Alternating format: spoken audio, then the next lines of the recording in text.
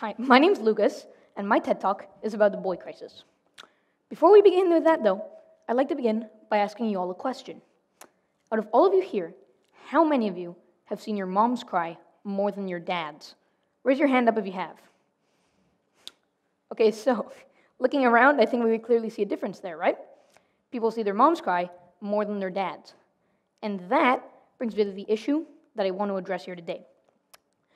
Because when I say the boy crisis, I mean the recent problems that have been occurring which concern the mental health of teenage boys, and the secret enrollment of men into a system in which they are not allowed to express their emotions, forced into people's expectations of what they should and shouldn't be and act like.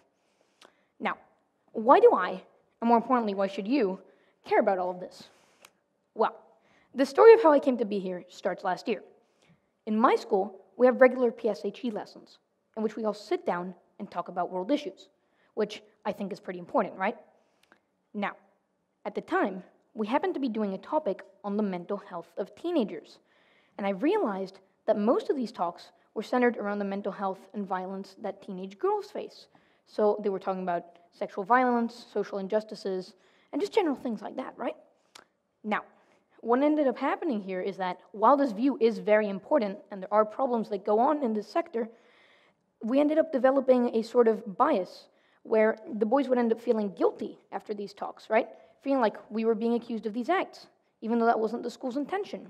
And a lot of the boys ended up transmitting these emotions through anger and by not paying attention to the talks.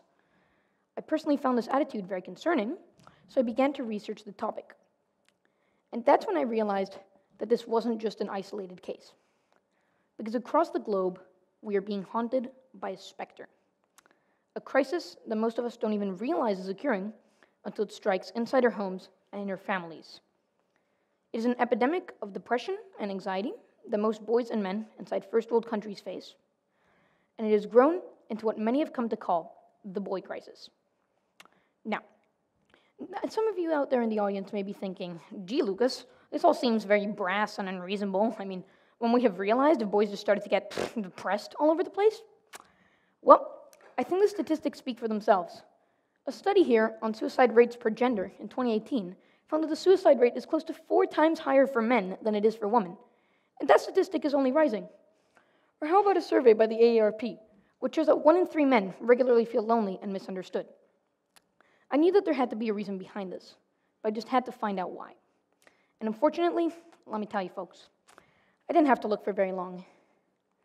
First of all, to fully understand this problem, think of the images that we have of men in our society, right?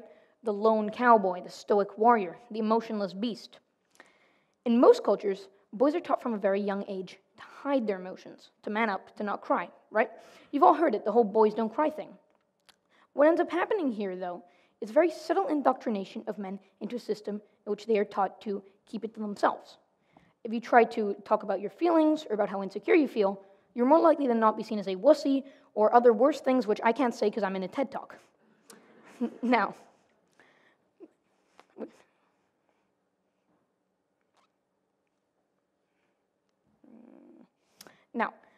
so to recap, what ends up happening here is a generation of young boys who are taught to suppress their emotions, who then grow up to become young adults who often feel lonely and lack a connection to those around them. Add this up to the stress and confusion of teenagehood. By now, I think that you can see that the boy crisis is something that we need to take seriously. So, on to the doing part. What are the solutions? Well, for one, spreading awareness. I know it seems cheesy, but telling people about the topic, your parents, your kids, your family, that's the number one solution to the boy crisis, just as it has been to many other social injustices before it. If people are educated on a matter, then they can move on to prevent the issue from ever taking place. So parents, if you notice that something's been seeming off with your son, that he's been acting down or overly anxious lately, ask him about it and get help if needed. And boys, I can personally assure you that talking about your problems is the best way to feel better about them. If you're walking along the road and suddenly you trip and you break a leg, you don't just continue on with your normal day, right? You tell someone about it. And it's the same for this. People aren't going to judge you, and feeling bad isn't good. So if you feel like there's something that you need to get off your shoulders, please, please, please, Go to someone you trust and tell them about it. And I know that it often isn't that simple, right? Some of you might not have somebody to turn to or a hand to pat you on the shoulder when you're feeling down, right? And if that's so, or maybe you just feel like just talking about it isn't going to get rid of your problems. And if that's so, I would personally recommend seeking professional help and not feeling ashamed about it.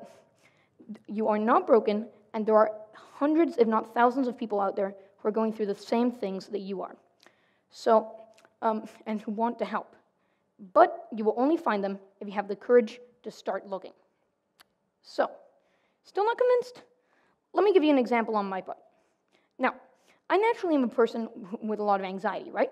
And a year ago, I moved here to Spain during the COVID pandemic. Now, I hate change. And suddenly I found that my whole life was being flipped upside down. I was in a country whose culture I was unfamiliar with, in a pandemic which had completely changed millions of people's lives, and on top of that, I couldn't even go to the local McDonald's and order a Big Mac to feel better by myself. What a time to live in, huh? So, anyway, all of this change had me nervous to the point where even the most minor decision would make me go completely, have a panic attack, right? So my mom would ask me, honey, do you want ketchup or mayonnaise with your fries? And I would be like, would you please stop pressuring me? Now, while that may seem funny in retrospect, it wasn't that funny back then. And I ended up spending a whole year of my life in that state. Until eventually, I asked my parents about it, and I got help. My only regret, though, is that I didn't talk sooner. So, the point I'm trying to make here, gentlemen, is to talk to someone if you're feeling down. And to the others here, if a guy comes up to you and asks to talk to you about something, don't just shrug it off. Be understanding and take him seriously. Because every time that you do, we won't be one step closer to changing the world's attitude towards men and to solving the boy crisis. Thank you.